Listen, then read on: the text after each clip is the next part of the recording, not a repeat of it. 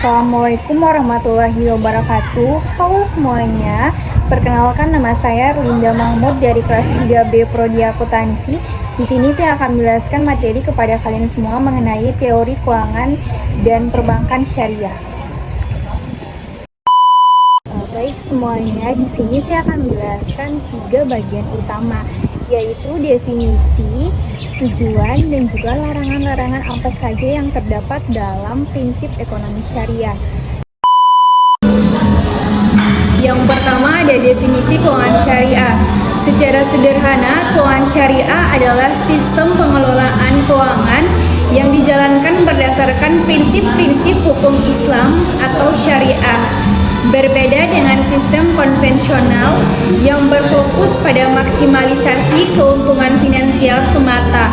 Keuangan syariah menjamin bahwa semua transaksi dan operasional tidak hanya menguntungkan, tetapi juga halal, adil, dan beretika. Tujuannya adalah mencapai falah, yaitu kesuksesan kita di dunia dan juga di akhirat, dengan menyeimbangkan profit dan kebermanfaatan. Keuangan syariah secara tegas melarang praktik-praktik sebagai berikut. Yang pertama ada riba, yaitu larangan mutlak atas segala bentuk tambahan bunga yang diambil dari transaksi pinjaman atau pertukaran barang sejenis yang tidak sepadan. Keuangan syariah mengganti bunga dengan mekanisme bagi hasil atau jual beli yang adil.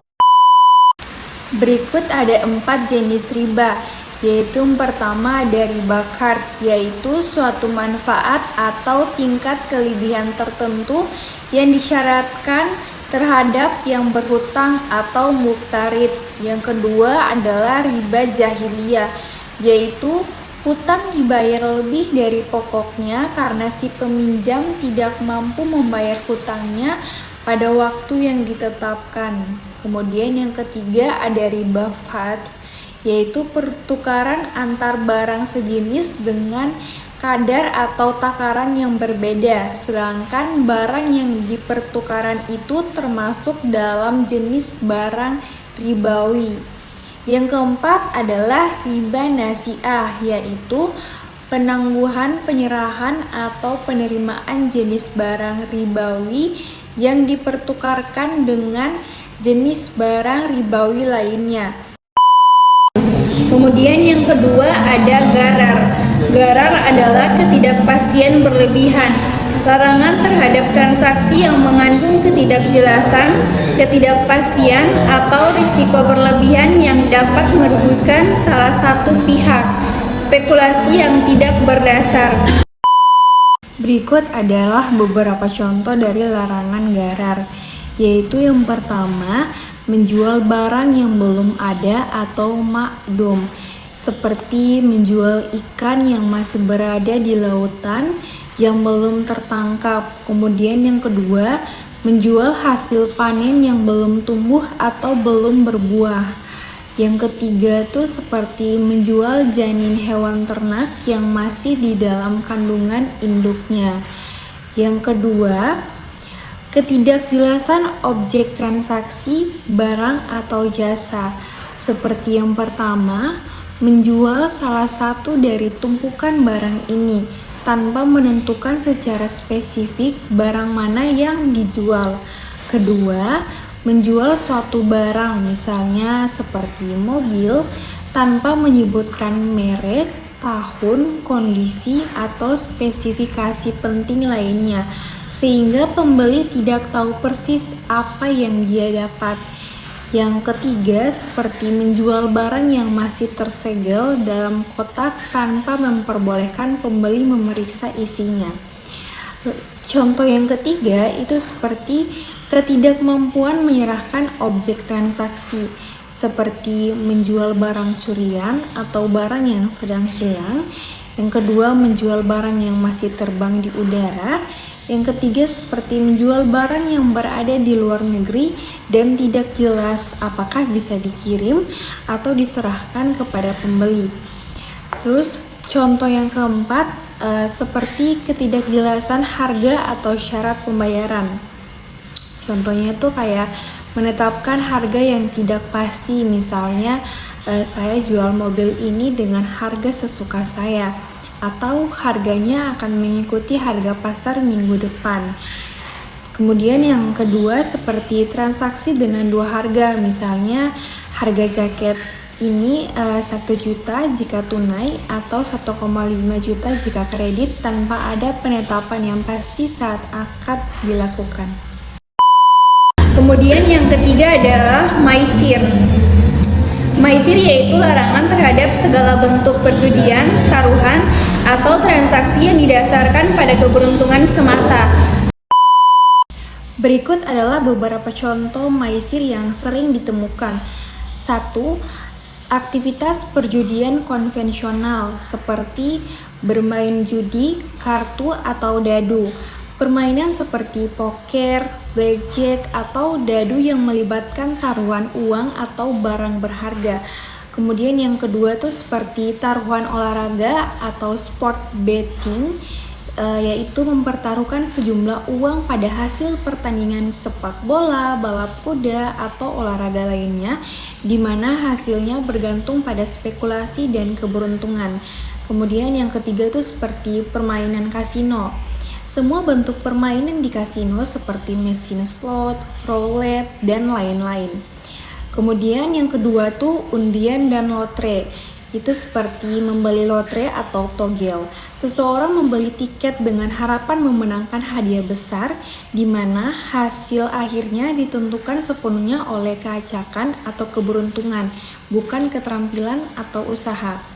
Seperti yang kedua tuh seperti SMS berhadiah atau kuis telepon berbasis untung-untungan.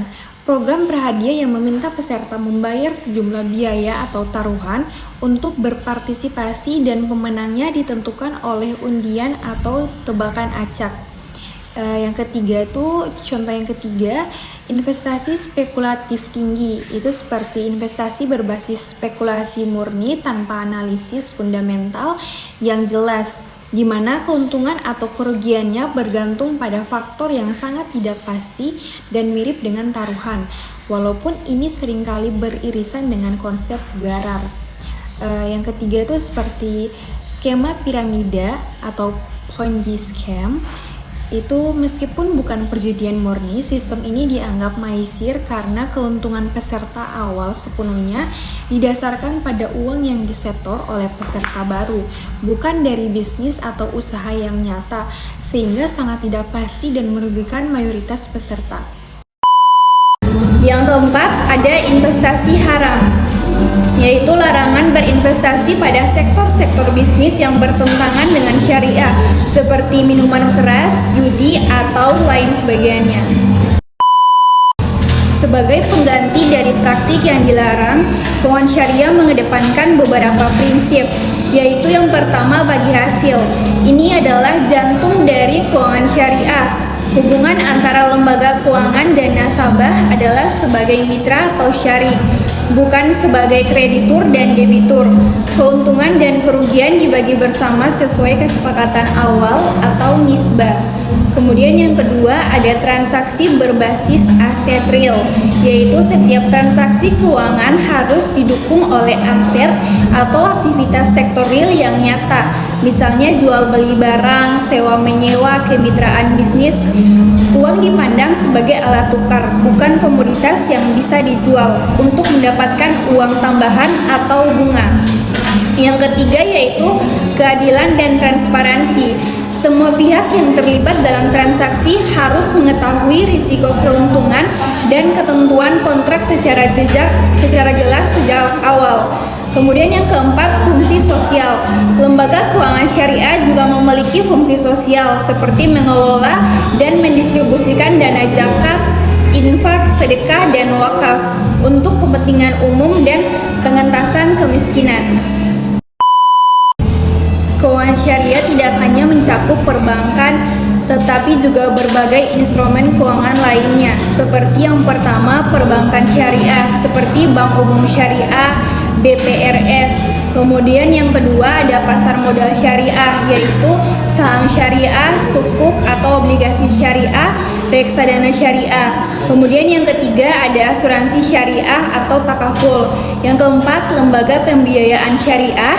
Yang kelima, fintech syariah.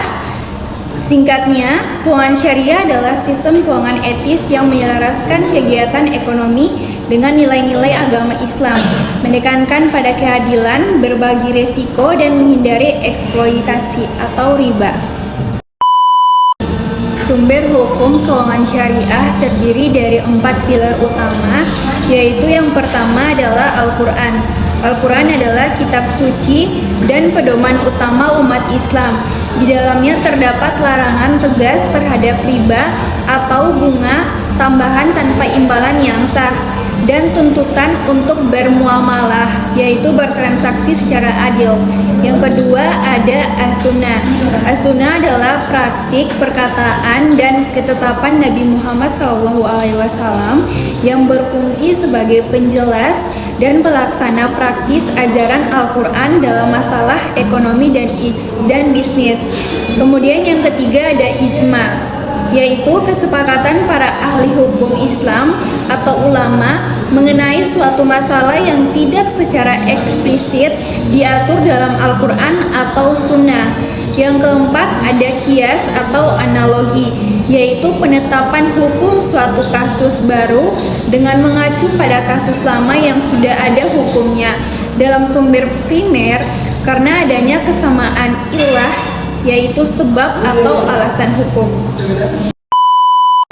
Tujuannya bukan hanya sekedar bebas riba, tetapi menjaga 5 aspek fundamental kehidupan manusia. Ini adalah peta jalan etika bagi setiap lembaga keuangan syariah.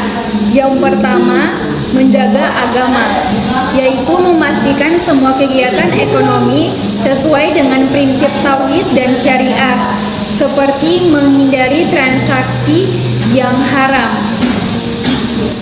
Yang kedua, menjaga jiwa, yaitu mendukung kesejahteraan dan keberlanjutan hidup, misalnya melalui pembiayaan yang memudahkan kebutuhan dasar tanpa memberatkan.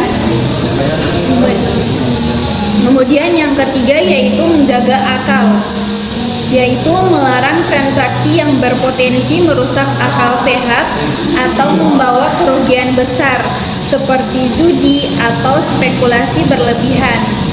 Yang keempat yaitu menjaga keturunan. Maksud dari menjaga keturunan adalah mendorong ekonomi keluarga yang stabil dan mendukung keberlangsungan generasi melalui instrumen keuangan yang bertanggung jawab. Yang kelima, menjaga harta, yaitu mengelolanya secara adil dan produktif, melarang riba, darar, dan maisir, serta memastikan distribusi kekayaan yang merata seperti keadilan sosial, bukan hanya menumpuknya pada sekelompok kecil orang-orang. Selanjutnya kita masuk ke fungsi dan struktur bank syariah yang membedakannya secara kelembagaan dari bank konvensional. Yang pertama ada fungsi ganda, yaitu bank syariah menjalankan fungsi yang seimbang antara pengejaran keuntungan atau profit dan pemenuhan tanggung jawab sosial atau filantropi. Sejalan dengan konsep ekonomi Islam yang menyeluruh, yang pertama ada lembaga komersial atau mencari profit. Sebagai lembaga intermediasi keuangan, bank syariah bertujuan untuk mengembangkan harta dan mencari keuntungan melalui akad-akad yang sesuai syariah seperti bagi hasil atau mudharabah dan juga musyarakah. Kemudian yang kedua jual beli, yaitu murabahah dan sewa atau ijarah. Kegiatan ini mendukung pertumbuhan sektor real. Yang kedua ada lembaga sosial atau mengelola dana kebajikan, yaitu Bank syariah juga berfungsi sebagai manajer dana sosial. Mereka bertugas mengumpulkan dan menyalurkan zakat, infak, sedekah, dan wakaf. Dan juga ada dana kard atau pinjaman kebajikan yang diberikan tanpa imbalan bagi nasabah yang membutuhkan, biasanya untuk tujuan sosial atau darurat. Fungsi ganda ini menegaskan bahwa tujuan utama bank syariah bukan hanya memaksimalkan keuntungan, tetapi juga mencapai kesejahteraan sosial atau maqasid syariah. Berikut adalah tantangan dan prospek keuangan syariah. Yang pertama, tantangan utama. Meskipun pertumbuhannya pesat, keuangan syariah menghadapi beberapa hambatan penting, yaitu yang pertama, rendahnya literasi keuangan syariah. Banyak masyarakat termasuk umat muslim sendiri masih belum memahami secara mendalam perbedaan fundamental antara bank syariah dan konvensional. Mereka seringkali hanya melihat pada kata syariah tanpa memahami akad dan manfaat keadilannya, yang menyebabkan perbandingan produk seringkali hanya berpatokan pada harga atau margin. Kemudian yang kedua, skala ekonomi dan efisiensi. Dibandingkan dengan bank konvensional yang sudah mapan dengan jaringan dan modal besar, beberapa lembaga syariah masih memiliki skala ekonomi yang lebih kecil.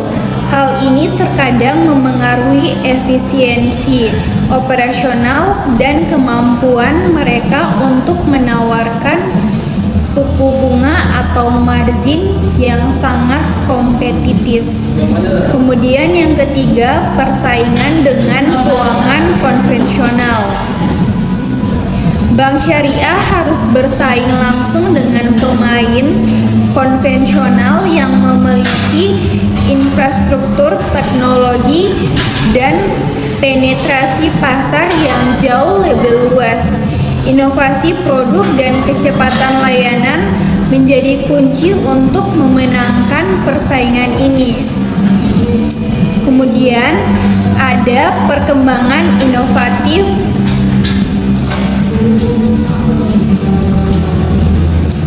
yaitu untuk mengatasi tantangan tersebut, sektor keuangan syariah terus berinovasi dan berkembang di berbagai bidang.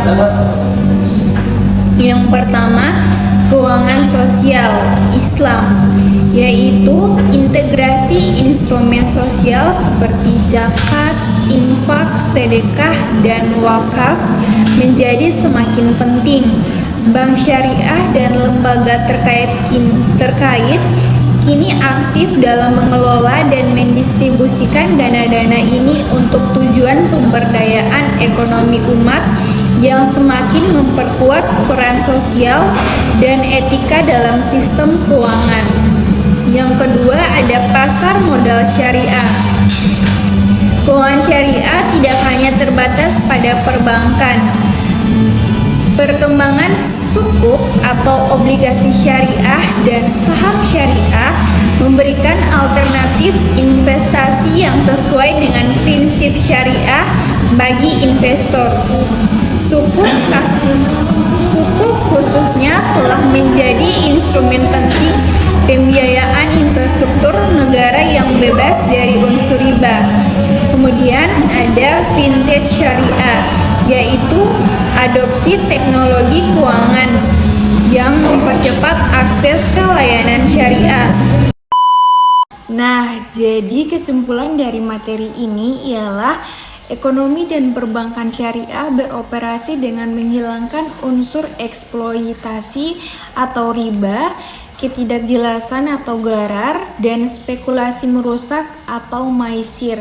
lalu menggantinya dengan prinsip kemitraan, yaitu berbagi risiko dan transaksi berbasis aset real demi mewujudkan sistem keuangan yang adil dan beretika.